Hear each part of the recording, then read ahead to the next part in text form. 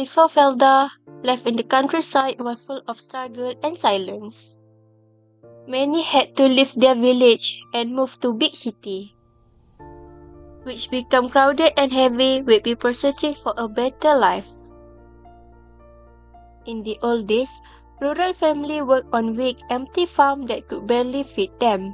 There were no stable jobs, no chances, and no land that could cool their own.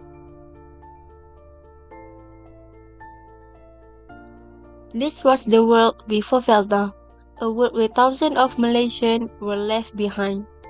And from this pain came a dream to build a new home, new farm, and new hope for the people who deserve a second chance.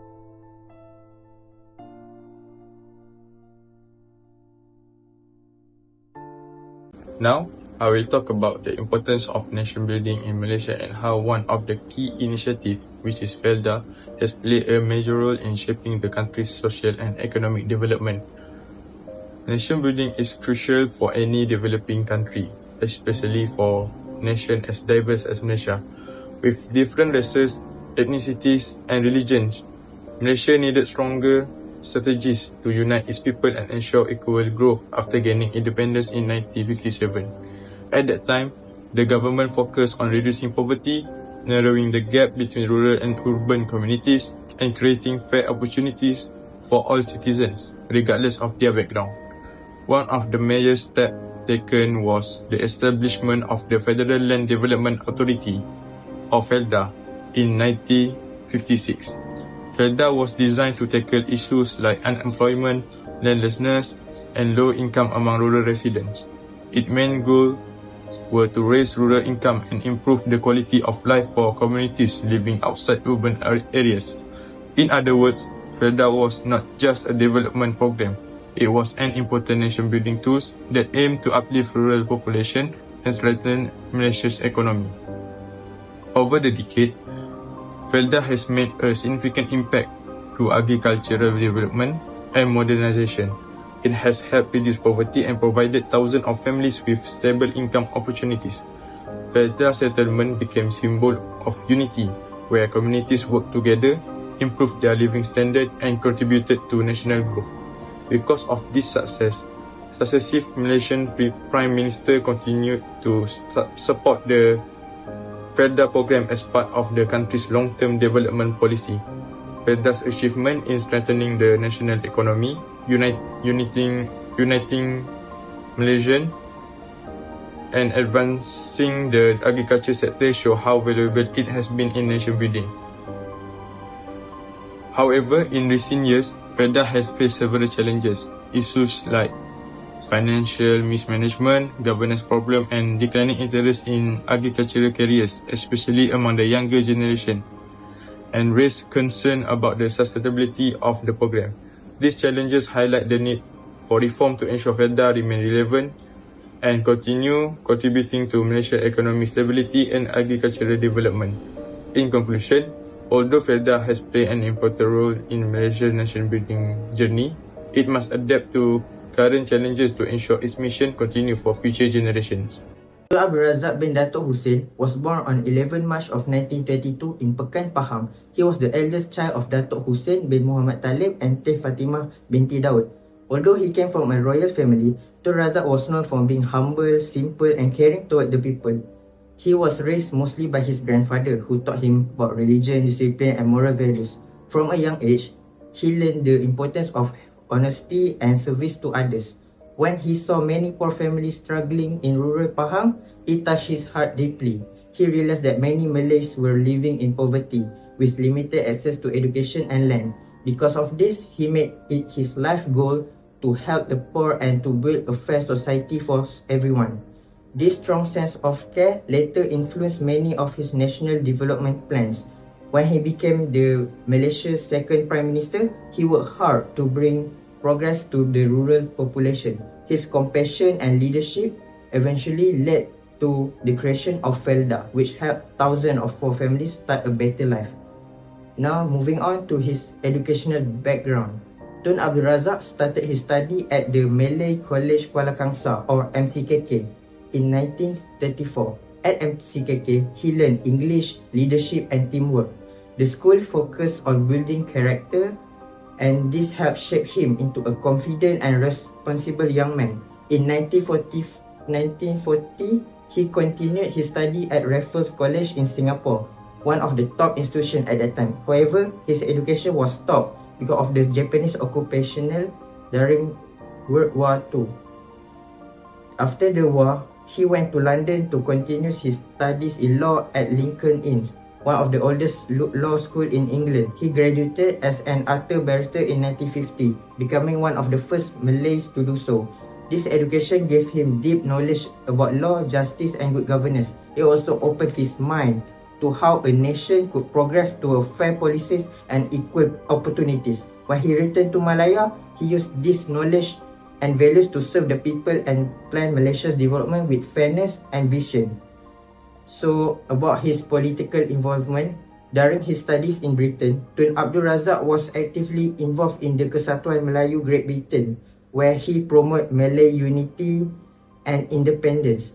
Early in his political career, he became the Deputy President of UMNO in 1951 and served as Assistant State Secretary of Pahang. At the age of 33, he became the youngest Chief Minister of Pahang and won a seat in Malaysia's first general election, demonstrating the trust of the people. He later became Malaysia's first education minister and played a key role in drafting the Razak report, which laid the foundation for the national education system in 1956. He represented Malaysia in the London mission seeking independence. And after independence in 1957, he served as Deputy Prime Minister and Defence Minister. He also held the portfolio of Minister of National and Rural Development, during which he created the Red Book and Green Book to Rural and Agriculture Development. Finally, in 1970, Tun Abdul Razak became the Malaysia's second Prime Minister, leaving a lasting legacy as a nation builder, education reformer, and champion of rural development.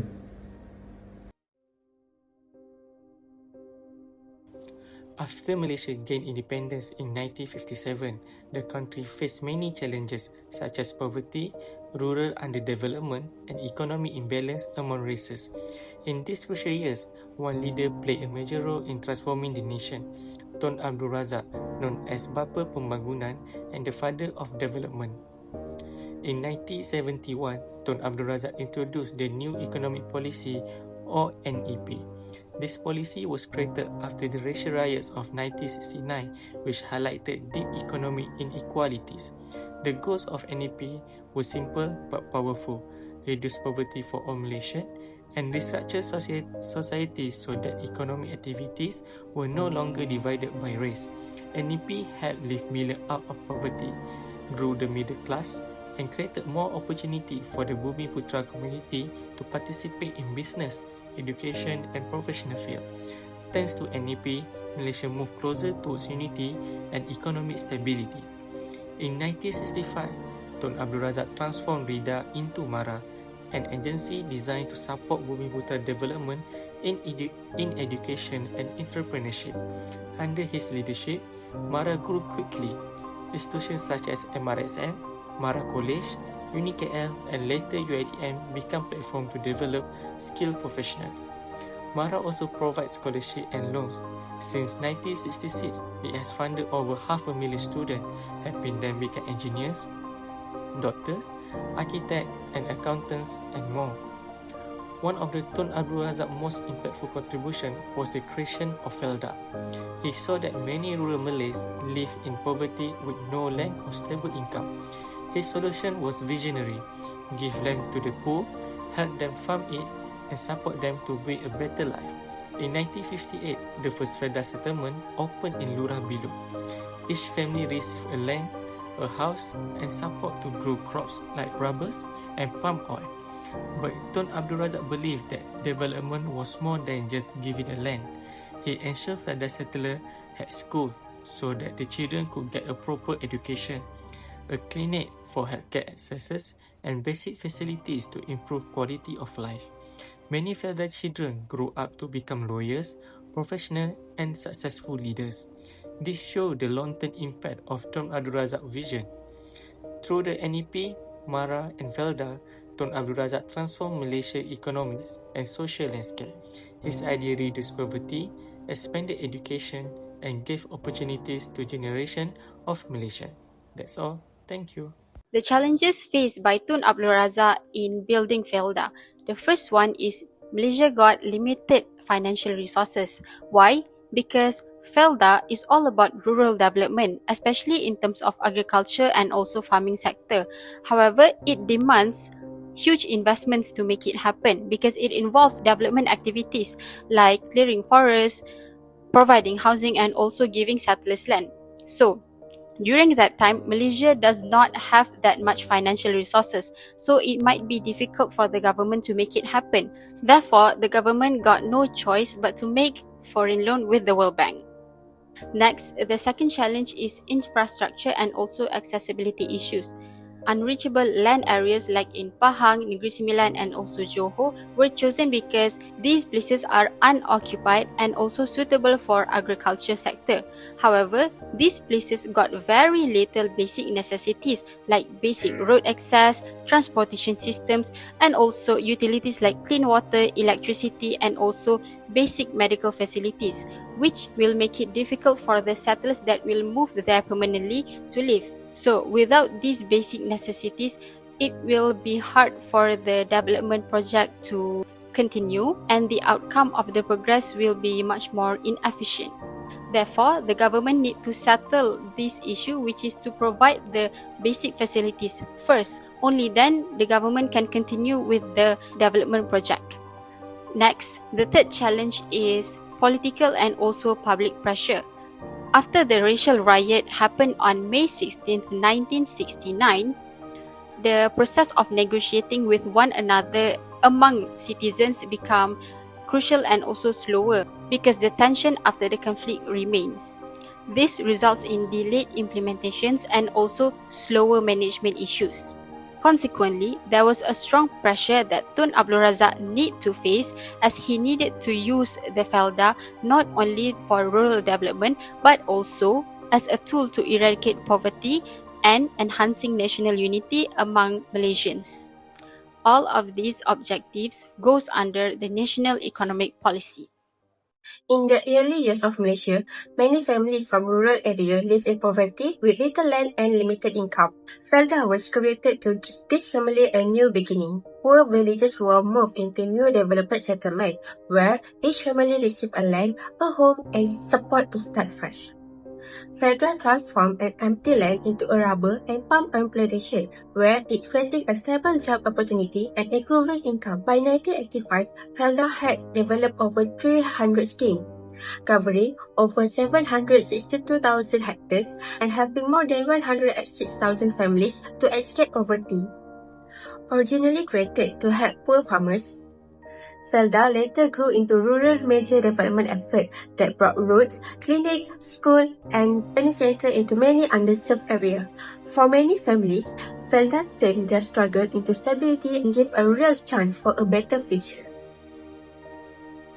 Felda's impact was not only focused on economic, it also brought Malaysians closer together.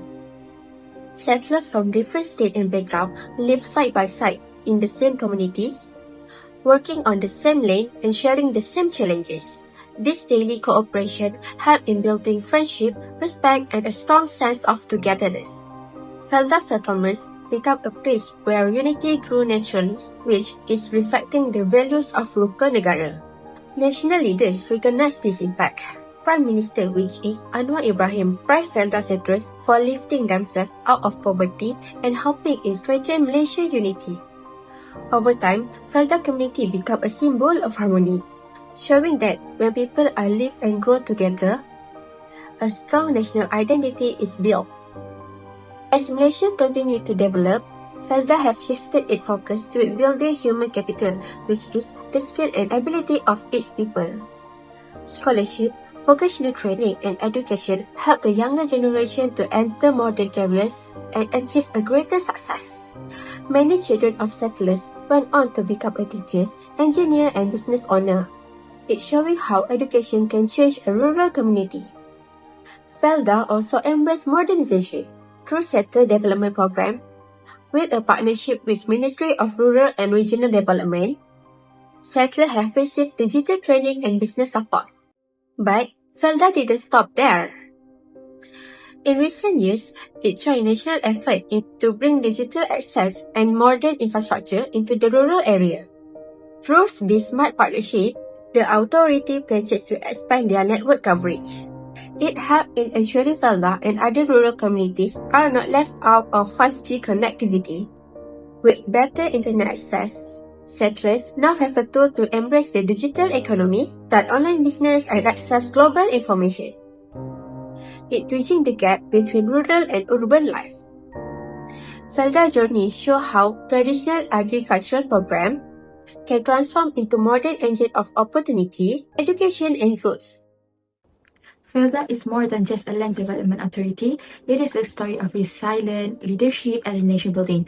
By focusing on 3 key areas recommendation, which are income diversification, infrastructure development, and community engagement, Felda can continue to strengthen Malaysia's journey in nation building.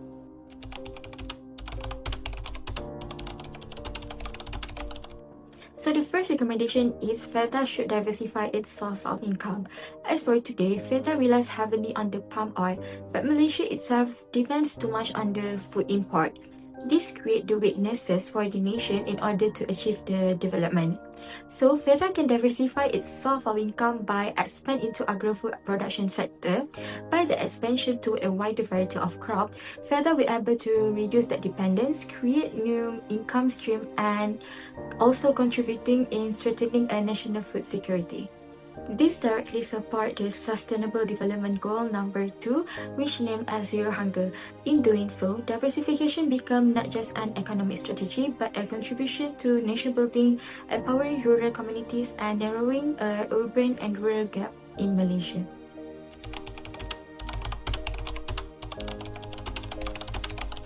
Strengthening the infrastructure is the second recommendation, as reflected in the challenge. Infrastructure challenge being one of the key that always hinder development in Malaysia. Infrastructure is the one of the backbone of rural development and a pillar of a nation building. Road, facilities, and digital connectivity are not just conveniences, but they are lifelines. Better improve access to market, while high-speed internets allow settlers to join digital economy. Modern infrastructure also ensure resilience against challenges, while fostering cohesion and sustainable growth that strengthen the nation as a whole.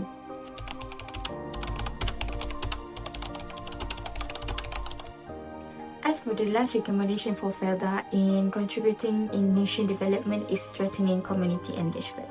So Felda origins always reflect Tun Abdul Razak's achievement-oriented leadership, which launched transformative policy. While effective, this style always limit the stakeholder input. As for today, nation building requires participation. By involving settlers in planning through consultation and citizen assemblies, Felda can ensure that communities shape the program that affects their life. This builds trust, strengthens the social cohesion, and empowers settlers to contribute directly to the nation development. In this way, Felda evolved from a leader-driven model into participatory one, enhancing stability and unity across Malaysia. All in all, these 3 pillars, which is diversified income, modern infrastructure, and engaged communities, will form Felda to lasting contribution to nation building. As for the conclusion, we can conclude that Tun Abdul Razak's vision through Felda changed the path of Malaysia nation building by giving housing, land, and farming opportunities that lift out the rural families out of poverty and brought diverse community together in unity. Although the journey faced several challenges such as limited fund, poor infrastructure, and political tension after May 13, Felda proved to be a bold project built on a resilience and compassion.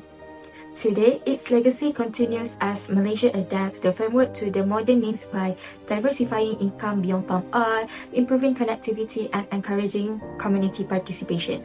Felda stands as a lasting legacy of Tun Abdul Razak's vision, proving that rural empowerment can build unity, resilience, and stronger Malaysia for generations to come.